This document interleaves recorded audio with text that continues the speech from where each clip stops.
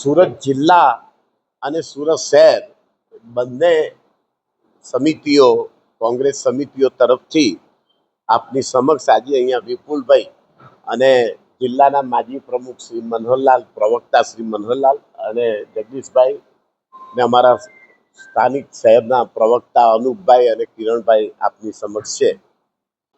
અને પ્રદેશ કોંગ્રેસના અમારા અધ્યક્ષ અમિતભાઈ ચાવડાના આદેશ અનુસાર આગામી દશેરા બાદ 3 થી લઈને 11 તારીખ સુધી સમગ્ર ગુજરાતમાં આ વોચ ચોરી બાબતમાં એક અભિયાન શરૂ થવાનું છે ને એના અનુસંધાને અમારા પ્રદેશના પ્રવક્તા નૈસદભાઈની આગેવાનીમાં અમે આ પ્રેસ કરી રહ્યા છીએ. ત્યારે આપ સૌનું સ્વાગત કરું છું. સુરત શહેર અને સુરત જિલ્લો બંને અડીને આવેલા છે ને અમારા લગભગ બધા તાલુકાઓ પણ સાથે હોય છે. આગામી 3 તારીખથી 11 તારીખ સુધી અમે બૂથ વાઇઝ અને તાલુકામાં તાલુકા અને નગર વાઇઝ મિટિંગ કરવા જઈ રહ્યા છીએ. દરેક તાલુકા અને દરેક નગરમાં આ વોચ ચોરીનો પ્રશ્ન ઉઠ્યો છે. અમારા કડોદરા નગરમાં 250થી મત એવા નીકળ્યા છે જ્યાં રહેતા જ નથી પણ એ મતદારો છે. એવું સમગ્ર ગુજરાત અને સમગ્ર ભારતમાં થઈ રહ્યું છે. ત્યારે પ્રદેશ કોંગ્રેસના આદેશ અનુસાર અમારા દક્ષિણ ગુજરાતના પ્રભારી ઉષા નાયડુજી પણ આવવાના છે અને 3 થી 11 તારીખ સુધી અમે તમામ બૂથ વાઇઝ, તાલુકા વાઇઝ અને નગર વાઇઝ મિટિંગો કરવાના છે. અને ત્યાર પછી રાત્રિના સહી ઝુંબેશના આધારે તમામ ગામડાઓમાં જઈને આ વોચ ચોરીનો પ્રશ્ન અમે ઉઠાવવા જઈ રહ્યા છે. ત્યારે આપ સૌનું હૃદયપૂર્વક સ્વાગત કરું છું ને અમારો પ્રશ્નને આપ પણ વાચા આપો એવી લાગણી વ્યક્ત કરું છું. આપ સૌનો આભાર. સર, અમે લોકોને જાણ કરી એમનું સમર્થન લેવા જવાના છીએ અને એ વ્યાપક છે. અમે બૂથ સુધી અને પેજ પ્રમુખ સુધી, ઘર સુધી અમે લોકો પાસે જશું અને સાઈન લેવાના છીએ. તો આ સહી ઝુંબેશની અંદર આ કાર્યક્રમના અનુરૂપ આજની આ પ્રેસ કોન્ફરન્સ છે અને સુરત શહેરની અંદર આપ સૌ આ અમારી વાત જન સુધી પહોંચાડશો, જેના કારણે અમે લોકો સુધી અમારી આ મુવમેન્ટ સહી ઝુંબેશ પહોંચાડીશું એ અપેક્ષા સાથે હું આપને આ વિનંતી કરું છું. અને આ બાબતની આ પ્રેસ વાર્તાની વિસ્તારપૂર્વક માહિતી અમારા ગુજરાત પ્રદેશ કોંગ્રેસના પ્રવક્તા શ્રી નૈસદભાઈ દેસાઈ આપશે. મિત્રો, 1990-91ના વર્ષને આપણે યાદ કરીએ ત્યારે એક ઇલેક્શન કમિશનર પોતે એવી મજાકમાં કહેતા હતા, પણ વર્તમાન પત્રોએ એને, આપ સૌ મીડિયાએ એને બહુ સારી રીતે હાઇલાઇટ કર્યા હતા.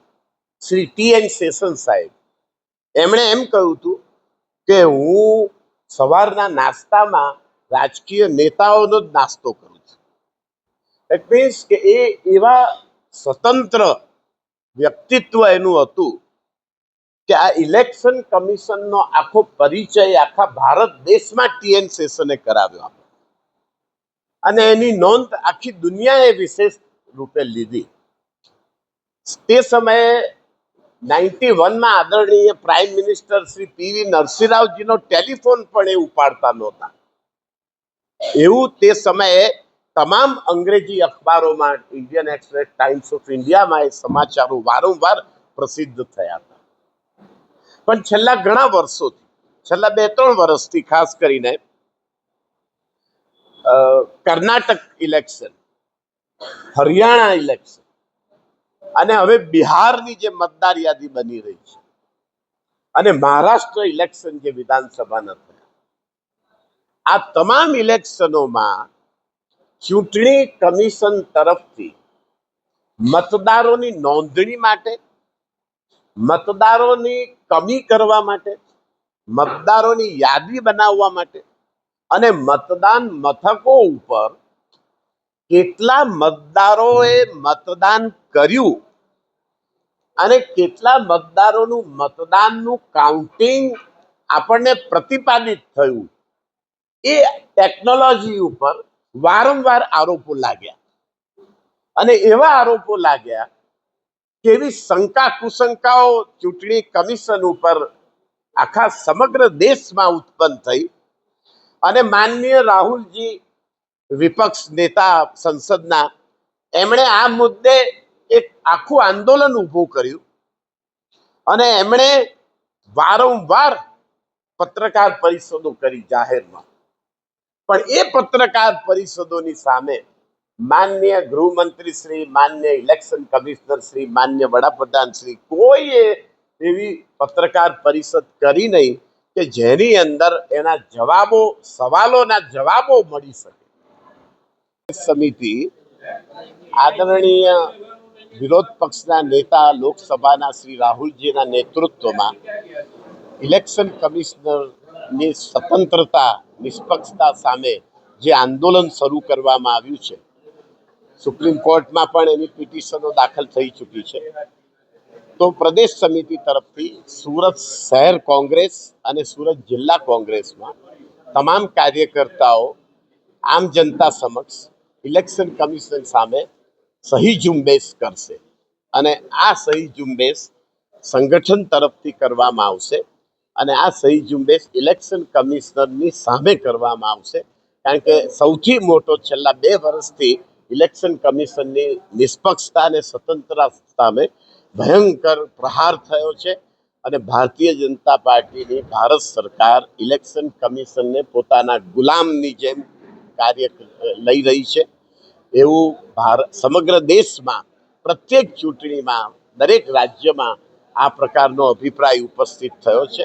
માટે પ્રજા સમક્ષ ઇલેક્શન કમિશનની સ્વતંત્રતા બરકરાર રહે અને માન્ય TN સેશન સાહેબની જેમ ઇલેક્શન કમિશન સ્વતંત્રતાથી કામ કરે એ આશયથી આ સહી ઝુંબેશનું આંદોલન સુરત શહેર અને સુરત જિલ્લા કોંગ્રેસમાં આવતીકાલથી શરૂ થનાર છે.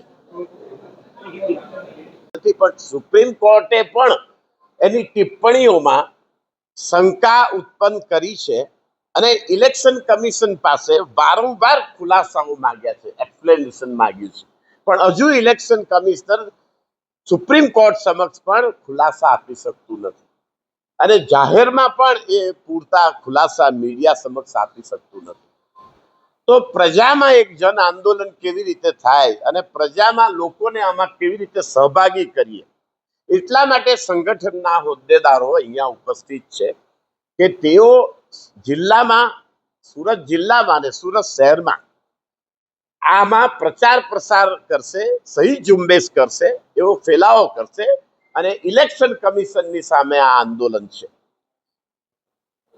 એક વિભાગમાં અહીંયા એક મુદ્દો આવ્યો છે, 84 નો પણ એક મુદ્દો રજૂ કર્યો છે વિધાનસભાનો, પણ જનરલી આપ જુઓ તો ગુજરાતની 50% એવી એસેમ્બલી બેઠકોમાં આવી નાની નાની ફરિયાદો વારંવાર આવી છે.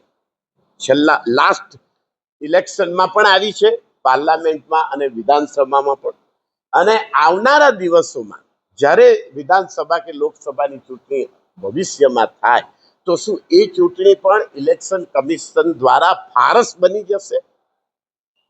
તો એ આવનારી ચૂંટણી મહેરબાની કરીને ફારસ ન બને અને ઇલેક્શન કમિશનર સ્વતંત્ર તરીકે કામ કરે. આપણે જાણીએ છીએ કે ઇલેક્શન કમિશનરની નિમણૂકમાં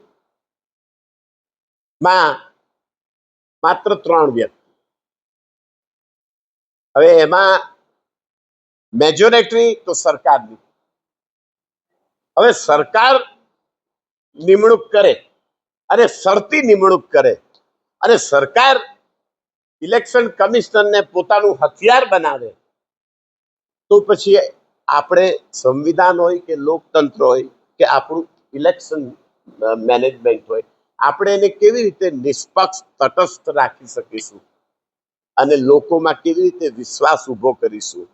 આપણા માનનીય વિશ્વગુરુ વડાપ્રધાન સમગ્ર દુનિયામાં કહે છે કે સમગ્ર દુનિયામાં મોટામાં મોટું ભારતનું લોકતંત્ર છે, વિશાળ ભારતનું લોકતંત્ર છે, એવું આપણા વડાપ્રધાન આ સમગ્ર દુનિયામાં પ્રચાર પ્રસાર કરે છે.